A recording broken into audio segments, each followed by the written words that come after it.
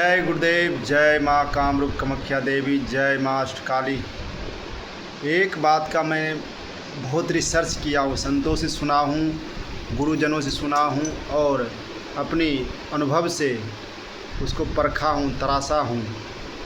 ये चार शब्द जो बराबर मेरे कानों तक आते हैं और लोगों से, और ये चारों चीज़ में विवादित बहुत ज़्यादा हो रहा है। सनातन धर्म के लिए एक भीम आर्मी तैयार हो रहे हैं।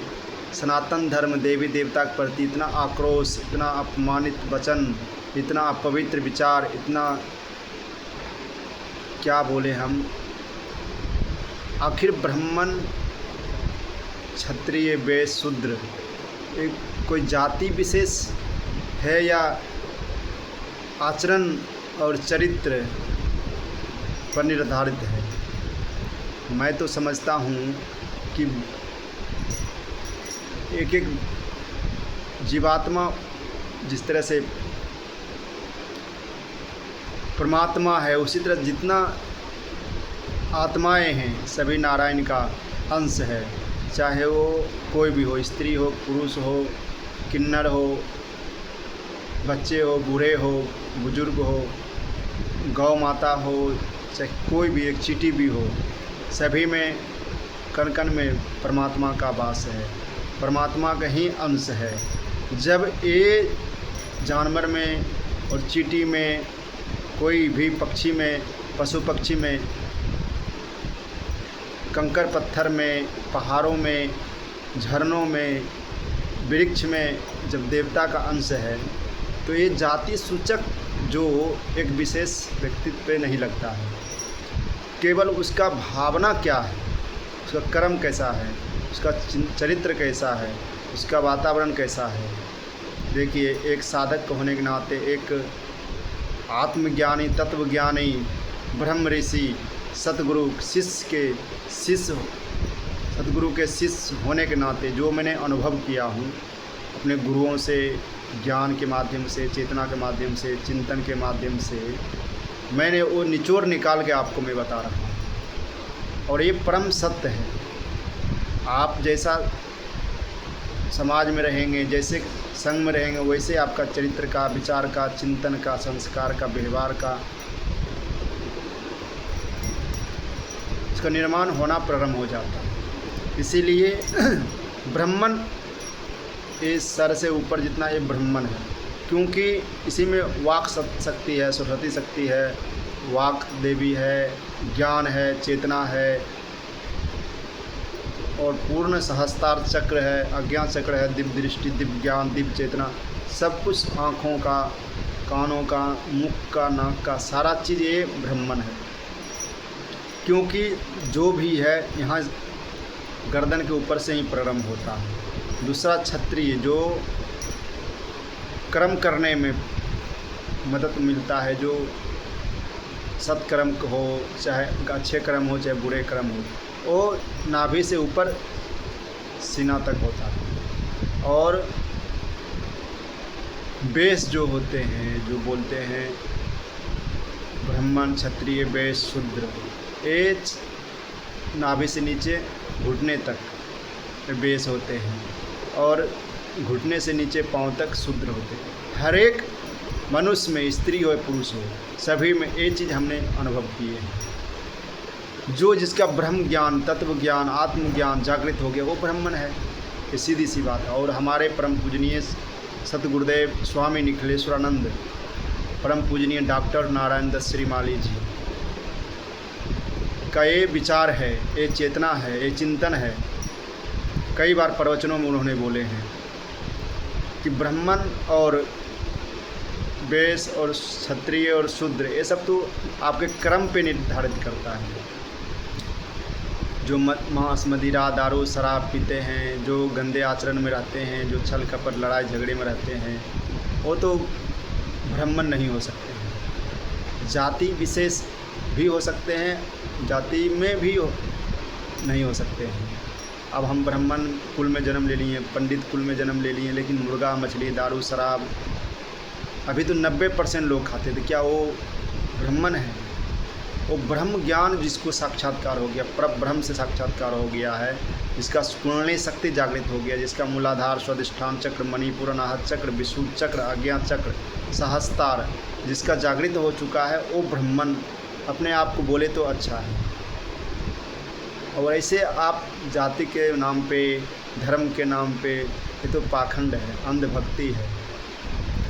हम तो बचपन से आज तक देखिए, हम तो ये सब तो उतना गहराई में पहले नहीं सोचते थे, लेकिन अभी की डेट देखते हैं हमारे सनातन धर्म में जो भी देवी देवता है, जो भी एक, देखिए हम बुद्ध को भी उतना ही सम्मान देते मानते हैं और श्री राम को भी उतना ही मानते हैं, क्योंकि श्री बुद्ध भगवान जो थे वो आत्मज्ञानी थे, ध्यान मार्गीय थे।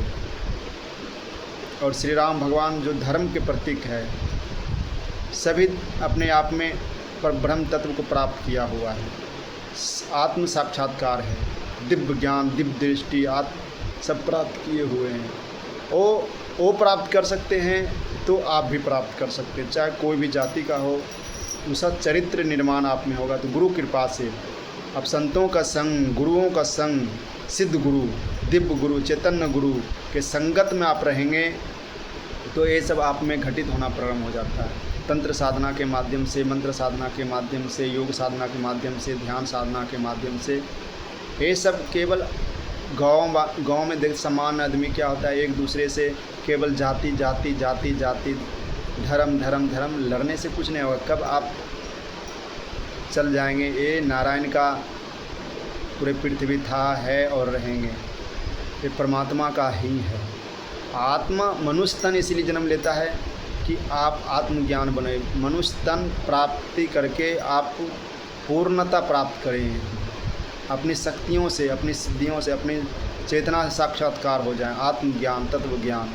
ये हुआ मनुष्य तन जन्म लेने का। और किसी भी जात में जन्म ले लिए हैं, ये आपका हाथ में नहीं था, लेकिन ये आपके हाथ में सिद्ध गुरु के सानिध्य प्राप्त करके, दिव्य गुरु, चैतन्य गुरु का सानिध्य प्राप्त करके आप आत्म साक्षात्कार हो सकते हैं, दिव्य ज्ञान, दिव्य दृष्टि, दिव्य चेतना प्राप्ति कर सकते हैं। हाँ, गुरु मिल जाए आपको तो, सिद्ध गुरु, सिद्ध महाप्रभु, तो आप प्राप्त कर सकते हैं, ऐसे तो नहीं प्राप्त कर सकते। किताब पढ़ के बुद्धि और शारदा बहुत उच्च कोटि का विषय है।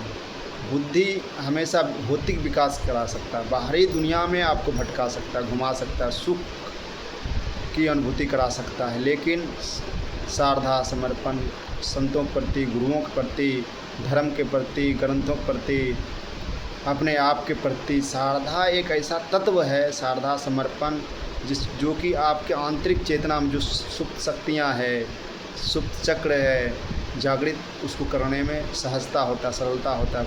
सब चक्र कुंडली जागरण है, कुंडली जागरण कर सकते हैं, पूर्ण प्रेममय होके, पूर्ण साधनामय होके, देवी देवता की साधना, जगदम्बा की, महाकाली की, अष्टकाली की, 10 महाविद्या की, अप्सरा की, योगिनी की, यक्षिणी की, कोई भी आप साधना करते तो उसमें दो, या तो पहले तो आपके आंतरिक चेतना में जो सुप्तावस्था में शक्तियाँ है, सिद्धियाँ हैं, वो आप साधना करते तो धीरे धीरे क्या होता है, जागृत होना प्रारंभ हो जाता है।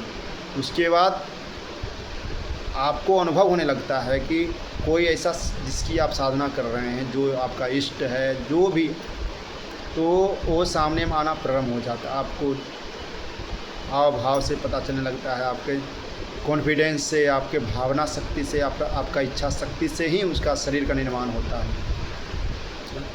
ये पहला स्टेप। इसमें साधना करते करते करते करते करते मंत्र जप करते, बार बार क्यों बोले, नाम जप करो, मंत्र जप करो। नाम जप करने से, 24 घंटा जप करने से, नाम जप में कोई नियम तो सभी में है। पवित्रता, पवित्र चेतना होना चाहिए, पवित्र विचार, पवित्र चिंतन, खान पान शुद्ध होना चाहिए, अखंड ब्रह्मचारी होना चाहिए, मन से, कर्म से, वचन से, और पूर्ण रूप से तामसिक रूप से विकारों पे नियंत्रण होना चाहिए।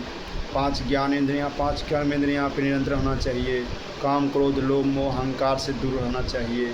एकांत वास होना चाहिए। एकांत मतलब जहाँ भी कि शोरगुल ना हो, लड़ाई झगड़े ना हो, अपवित्र वातावरण ना हो, जहाँ पे संगत दुर्गंध युक्त ना हो, शुद्ध हो, पवित्र हो स्थान भी, तभी आपके चेतना, आपका शक्ति, आपका जागृत होना प्रारंभ हो जाएगा। एकांत वास करने साधक से सिद्ध, सिद्ध से शक्तियाँ, शक्तियाँ से सिद्धाश्रम की ओर अग्रसर हो जाता है। जय सतगुरुदेव, जय माँ आदि शक्ति भगवती कामरूप कामाख्या। सिद्धियाँ तो प्राप्त होता ही है जब आपका वातावरण में, आपका चेतना में, आपका पवित्रता में, आपका दिव्यता में, आपका आन पान खान में परिवर्तन होगा, आपका रहन सहन में परिवर्तन होगा, तो निश्चित रूप से, और सिद्ध गुरु की सानिध्यता प्राप्ति होगा तो निश्चित रूप से आपका हर एक इच्छा पूर्ण होता है। चाहे वो भौतिक दृष्टि से हो, व्यापारिक दृष्टि से हो, चाहे लक्ष्मी संबंधित हो, चाहे शत्रुओं पर विजय प्राप्त करना हो, चाहे शारीरिक हो, मानसिक हो, निरोगी कायाकल्प, सब कुछ होता है, संभव है। तो केवल तंत्र साधना से, मंत्र साधना से और भक्तिमय होके आप करेंगे। गुरु के वचनों पे, संतों के सानिध्यता प्राप्ति हो, संतों के मार्ग पे चलें तो आपको सरलता के साथ, सहजता के साथ प्राप्ति हो सकता है। हमारे परम पूजनीय श्री, परम वंदनीय श्री स्वामी निखिलेश्वरानंद डॉक्टर नारायण दत्त श्रीमाली जी, हर क्षण उनका विचार पढ़िए। हज़ारों वीडियो अपलोड है, हज़ारों यूट्यूब चैनल खोला हुआ है सिद्धाश्रम संस्थान से, और आप उनका प्रवचन सुनिए, उनका दिव्य ज्ञान, दिव्य मंत्रों का उच्चारण और सिद्ध मंत्रों का उच्चारण और 10 महाविद्या, अप्सरा, योगिनी, यक्षिणी, आप सुन के भी, और साधना तो गुरु के मार्गदर्शन में करना चाहिए। जो इस मार्ग में पूर्णता प्राप्त किया हो, पूर्ण सिद्धियां को हस्तगत किया हुआ हो, वैसे गुरु को सानिध्यता प्राप्त करके आप साधना कर सकते हैं। और साधना करने से तुरंत तो कुछ नहीं होता, तुरंत परिवर्तन आंतरिक चेतना में होता है, तो धीरे धीरे होते हैं। जय सतगुरुदेव, जय आदि शक्ति भगवती कामरूप कामाख्या देवी की जय।